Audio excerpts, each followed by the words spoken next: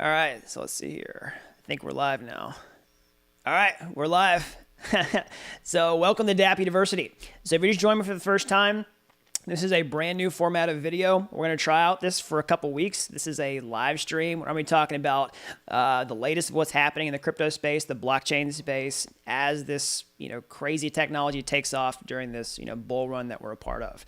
So today I'm going to be talking about institutional adoption of cryptocurrency and blockchain technology and why that's such a huge deal for this space, not only for the price of cryptocurrencies, but also the technology itself. Because at the end of the day, that's what this channel is about, teaching you how to leverage this once-in-a-lifetime opportunity to get in on this technological trend while it's still early, right?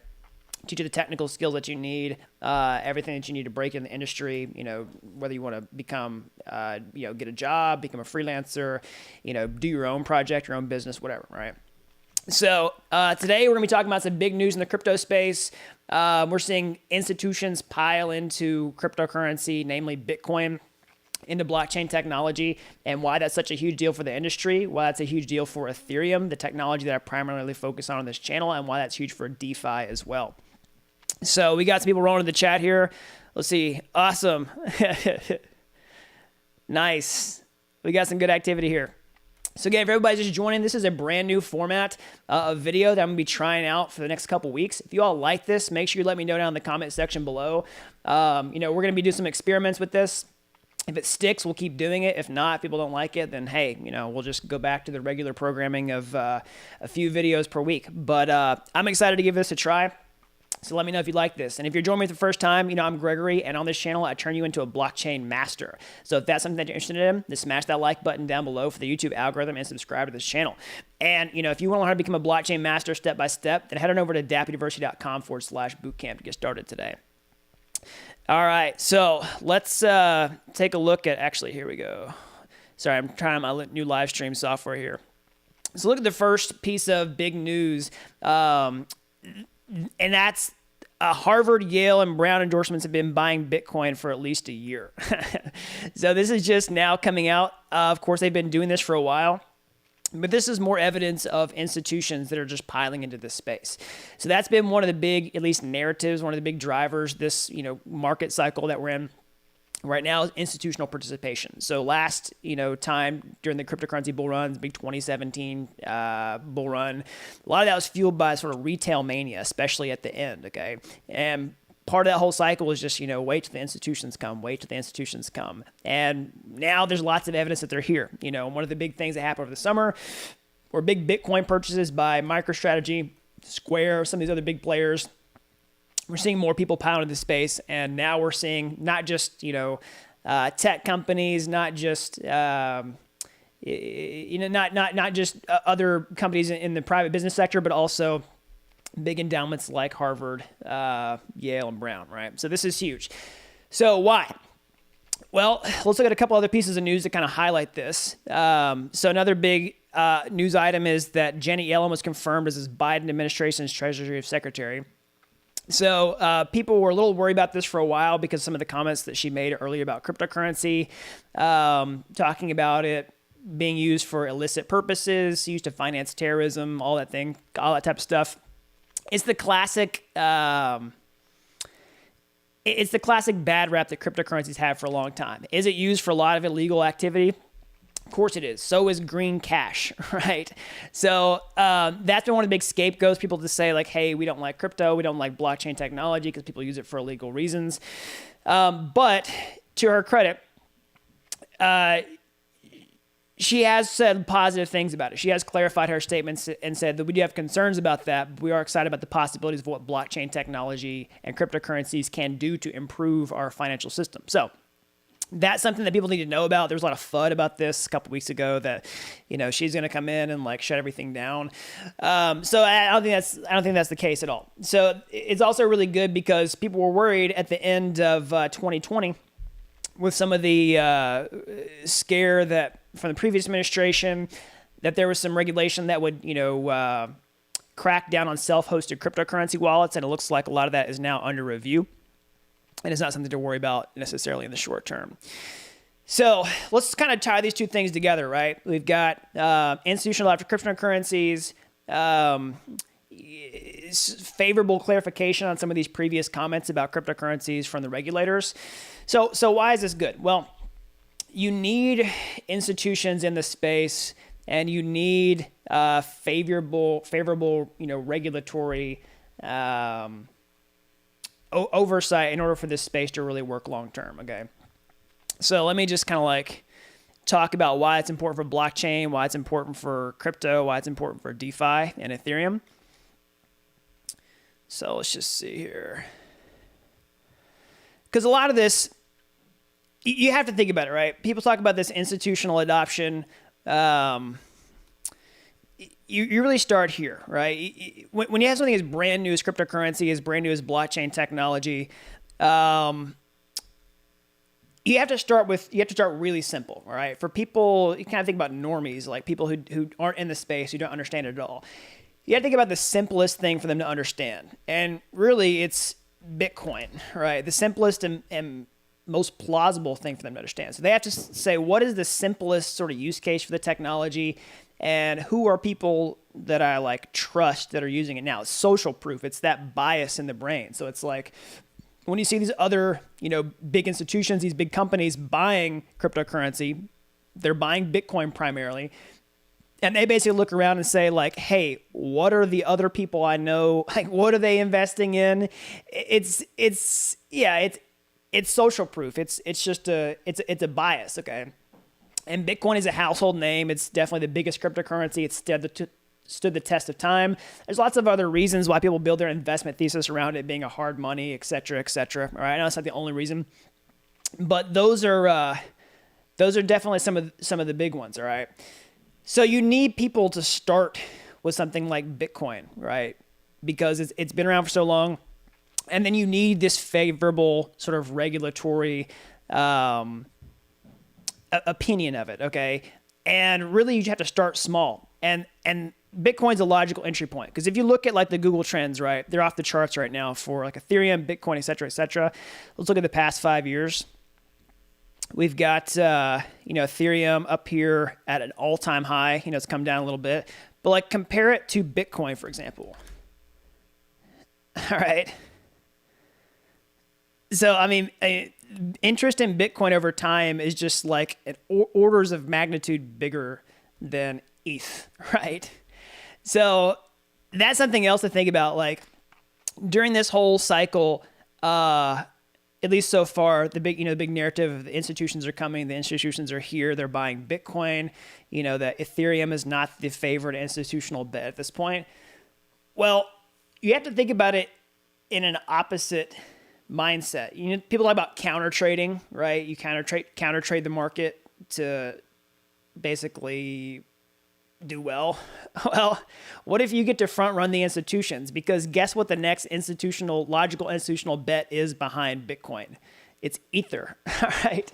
So, I mean, it's not financial advice. I'm not telling you to buy Ethereum, but that's definitely my position. That's kind of where I'm coming from, because I've been watching my other videos. You definitely know that I'm an Ethereum bull. I do hold Bitcoin too, right? I definitely believe in it. I don't think it's going anywhere, but I'm way more heavily weighted towards ETH. So somebody says in the channel, smash the like. Yeah, smash the like. That would be awesome for this video. All right, so... yeah, you have to think about that. So when we're talking about people getting down into the Ethereum rabbit hole, it's going to start with Bitcoin. It's stood the test of time. It's where the institutions are. When people think of cryptocurrency, they think Bitcoin. The Google Trends reflect that. People who are tech savvy might know what Ethereum is, but it will definitely take some time before people equate Ethereum with cryptocurrency, or that be like one of the first things that they think of, okay? Now, I do think that we're on the road to that. So let's look at all these other things sort of starting to come together. So we've got favorable regulatory comments on this. So January sees 237 billion in monthly stablecoin volume thus far, breaking prior record. Okay. So I've said for a long time that stablecoins are one of the killer use cases of DeFi, of Ethereum, of blockchain technology, because it improves the banking system now. Like if we're talking about Ethereum being a new financial system, a parallel financial system, the future of finance, all that kind of stuff, And we're talking about one of the first easiest ways to do that is to improve the financial rails that are there. So I don't know if you've ever had to do a wire transfer, but for me, I did a wire transfer about a month ago, and I had to go into a bank, a physical location, sign a bunch of papers, pay a somewhat hefty fee, and then wait, and they couldn't tell me when the wire would be settled, right? And I had to like sit there and call the other person who's supposed to get it several times during the day to like see if they got it. I mean that's absolutely insane. I mean, I get why it has to work that way, but think about stable coins where you could take the same amount of money with no volatility in price and send it to somebody and it can be confirmed in a matter of seconds. All right.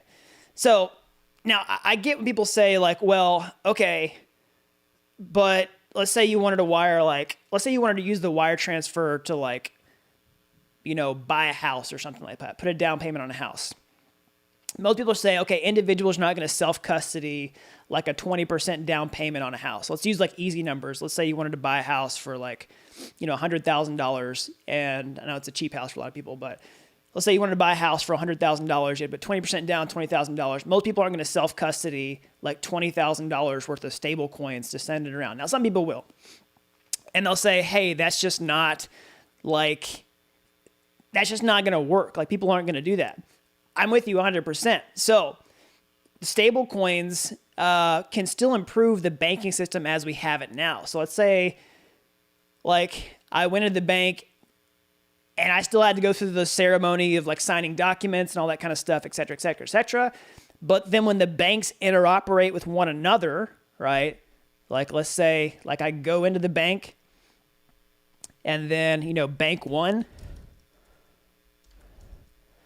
all right, and then like, bank two. Whenever that transfer happens, then this can still use a public blockchain. This can still use stablecoin settlement to make the transfer. I think we have to sit there and wait for hours and hours and hours and wonder whether it happens. So that still improves efficiency. That's still inefficiency. It still makes things faster. It saves time. It's cheaper. The bank would have to have less employees, less middlemen in order to make that happen. So it's a huge improvement in what we have now. So that's just an example. So, January stablecoin volume is up like crazy. I think stablecoins are a huge game-changing benefit of blockchain technology. So somebody says, it's not if Ether reached 10K, but when Ether reached 10K. I think you're probably right. Yeah, I don't like to say too firm in my price predictions, but I think you're probably right. It's not financial advice.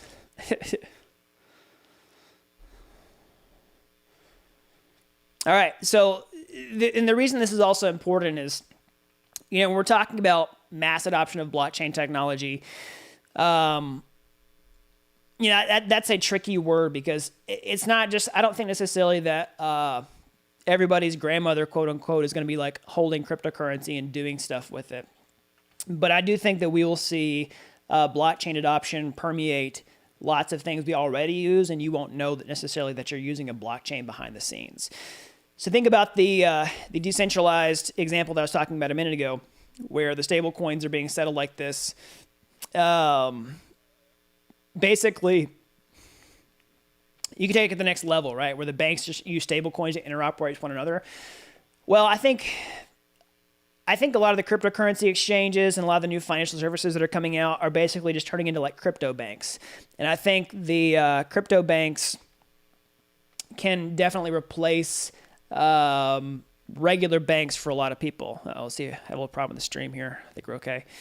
I think the crypto banks can replace regular banks for a lot of people, okay? So there's the new term coming out like self-driving banks, autonomous banks. So a lot of these will be like these companies, like centralized exchanges, for example, like Coinbase, et cetera, et cetera, et cetera. Or maybe some of the new blockchain or crypto finance-based companies like BlockFi, for example, that have a traditional web interface where you have a username and password, you have to KYC, all that kind of stuff, and they custody your funds a lot like a regular bank would.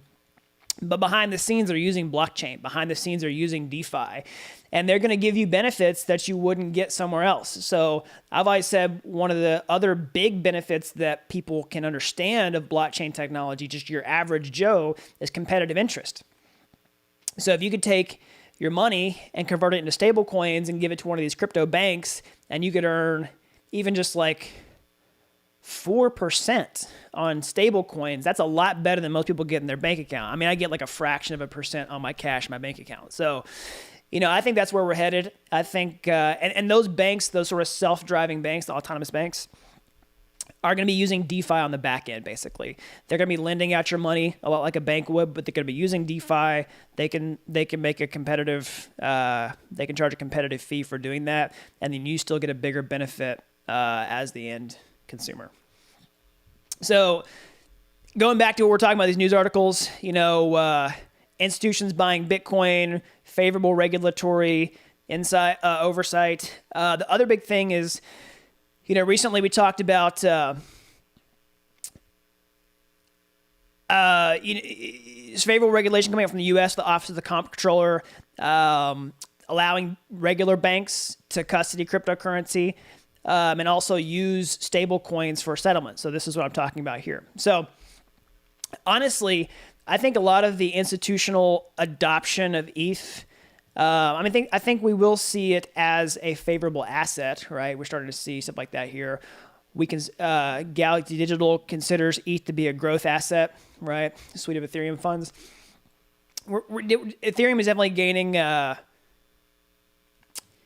It's gaining a lot of status, I would say, in the eyes of these institutional investors. But I think one route to it becoming taken more seriously is just using the Ethereum network itself. And so if we see, more of these institutions actually using stablecoins for settlements, and if that logical choice is Ethereum, which that still remains to be seen, then they're going to get exposure to ETH that way. So they have to pay the gas fees to do the settlement. They'll understand what Ethereum is. I think it's just a matter of time before, we see that adoption really take off.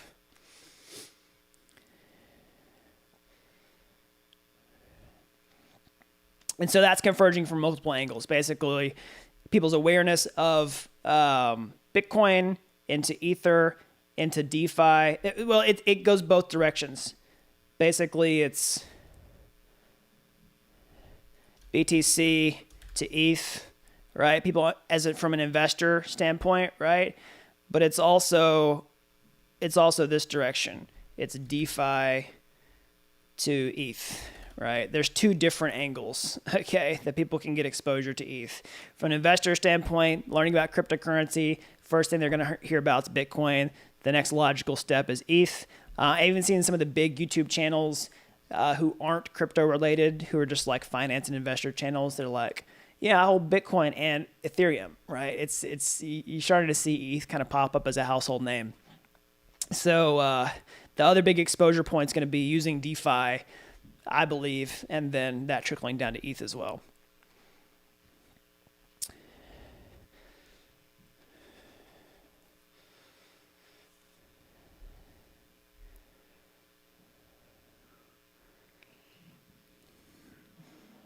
All right, so let's do a quick check in on the market, see what's going on here. So yeah, things are have definitely cooled off a little bit. ETH and Bitcoin are both kind of a little bit chilled out. So, ETH has been trying, to get past its all-time high and establish it. So I made a video yesterday talking about how it touched it, it went above it, and how we could see some different things happen. We could see some of the air get sucked out of ETH's momentum and move into Bitcoin. We could just see, really nothing happen. And in the short term, it is a small rejection, right? It's just coming up and trying to get this, it's coming back down. I don't claim to know exactly what's going to happen with this long term. I think one possibility is that it breaks out, and I would like to see it establish itself above the all-time high before we're confident that it's going to really soar. I think that can happen, but like I said, nobody's got a crystal ball. We'll just have to wait and see. See what's going on with Bitcoin as well.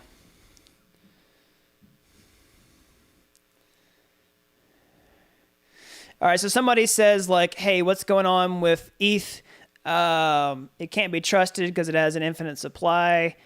And then I see somebody coming in here with EIP 1559 burning average. So here's the thing about Ether. And this is where there's a big debate between Bitcoin and Ether. Is you see, you see Ethereum have an infinite supply here. All right. So it's true. The Ethereum will have an infinite supply, but here's what's going to change. EIP 1559 is coming out really soon. I just released about a video with this. I mean, we don't know exactly when it's going to come out, right? I'll be totally clear about that. People say soon. This is all soon in the grand scheme of things, okay? Ethereum 2.0 is going to roll out soon in the grand scheme of things, right? We're already in phase 0. It could be a few years before ETH2 is all the way here, right? But you think about in the terms of how long all this technology takes to mature in the first place, it's relatively soon, okay? So I think EIP 1559 will be out this year, okay? We'll have to see, like I said, nobody's got a crystal ball, nobody knows for sure. But here's what EIP 1559 does.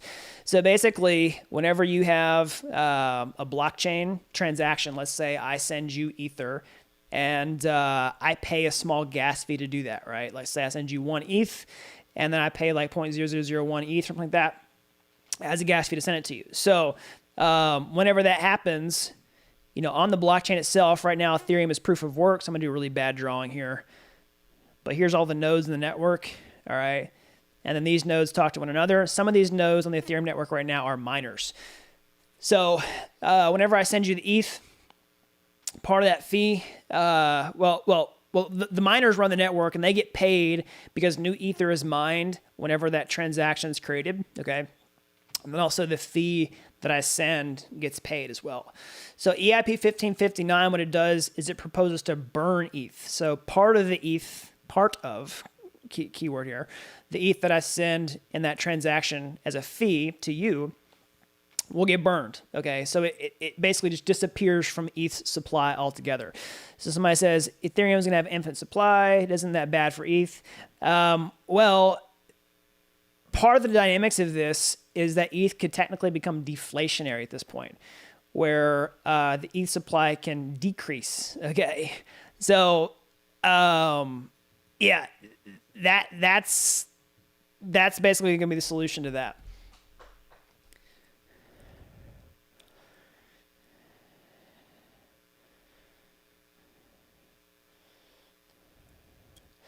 So somebody says, "What I want to hear about my thought about Polkadot and Cardano."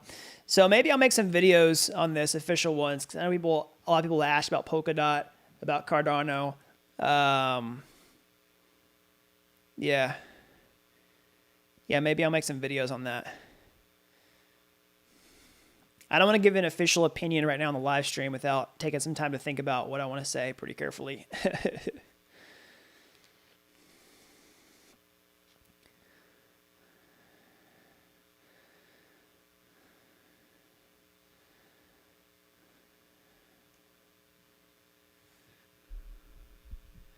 Okay, let's see here. Somebody says there's a problem with the audio.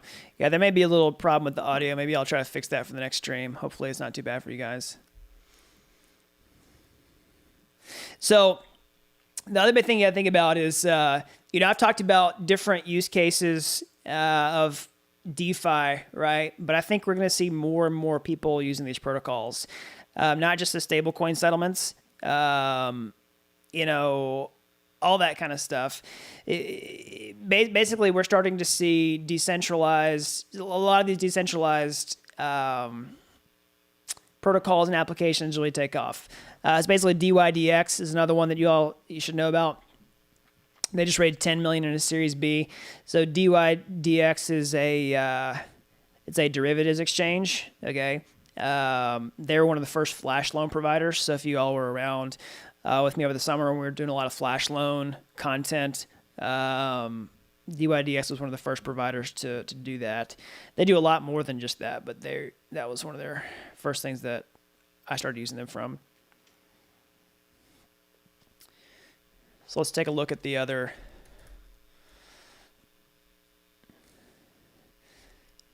So you'll see dYdX on this list. But here, you know, I know a lot of you have been watching this channel for a while, but DeFi Pulse, this is definitely one to keep updated on. You know, you can just go down this list and look at pretty much every single application and see what does it do. And that will give you a pretty big education on DeFi and what's happening in the space, because DeFi really is mostly on top of Ethereum at this point. And somebody asked me a minute ago, what do I think about these other chains, et cetera, et cetera. A lot of the value right now in Ethereum really is its network effect. So basically that means Ethereum is more valuable because more people use it. So think about like a social network, for example, like Facebook. You wouldn't want to use Facebook if nobody else was on Facebook, right? You didn't have any friends to talk to. And basically it becomes exponentially more valuable the more you use it, because there are more connections. So basically if there's 2 people on the social network, there's only 1 connection. If there's 5 people, there's 25 connections, et cetera, et cetera, et cetera. So when you start, you could basically take any of these decentralized finance protocols and port them over to another blockchain that, you know, claims to be an Ethereum killer, claims to be more superior than Ethereum or superior to Ethereum. The problem is if you don't have users, then the protocols aren't actually worth that much. Okay, you have to have liquidity to make a DeFi protocol valuable. You have to have a lot of stuff. Okay. So Maker, Aave, Compound, Curve Finance, Sushi Swap, Synthetics, Badger.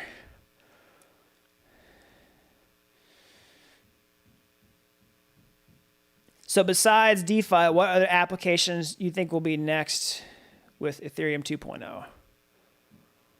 You mean use cases?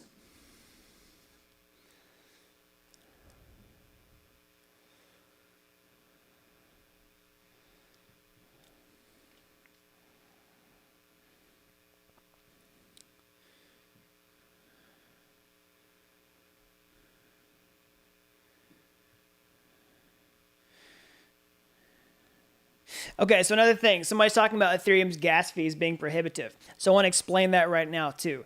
So a lot of people come to the Ethereum space and say, oh, hey, great, this technology is awesome, but it's just too expensive or it's too slow. So let's not even worry about the speed right now so much, because a lot of their blockchains are slow too. Let's just talk about the fees. I think that's the biggest argument. People say, hey, Ethereum's never going to work. It's too expensive. As the price of Ether shoots up like a rocket, let's say ETH goes to $2,000 tomorrow, then like it's going to cost me $100 to trade a token on Uniswap, and most people, that's going to kill their profit, right? So what my answer to that is layer 2 technology. So layer 2 are scaling solutions that basically do some of the activity off the base blockchain itself, okay? And so that is going to improve the speed and also the cost of Ethereum. And that's coming very soon. I mean, it already exists now. We already have applications that have layer 2 scaling solutions implemented into them. Part of it goes back to that network effect of we need multiple applications using the same scaling paradigm so that the user experience doesn't change, and that becomes the prevailing way that we scale Ethereum 1.0 applications. So basically, Ethereum's not going to be too expensive for very long. And this is coming, you know, really in a matter of weeks, I would say. I don't think it's like we're going to flip a light switch and we're going to hit that inflection point where everything magically gets better. But I think we're going to see some stuff potentially in a matter of weeks. Right? Don't quote me on that. Don't come back and get angry because it takes longer than that. But you know, I think the end is literally in sight for that. So that's the short term. The long term is ETH2 fixes that completely. And we'll probably still even see, or not probably, but it's very likely that we'll still see layer 2 solutions in parallel with Ethereum 2.0 whenever it fully ships. Because at the end of the day, you want a public blockchain that can you know, process a ridiculous amount of transactions per second.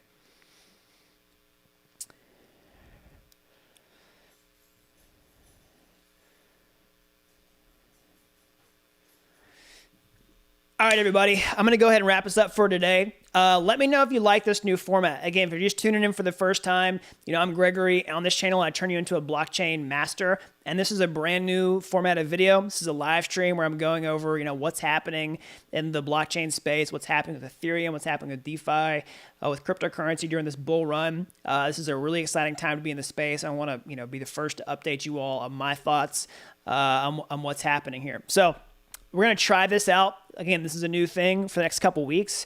If you like it, let me know down in the comment section below. Let me know in the chat.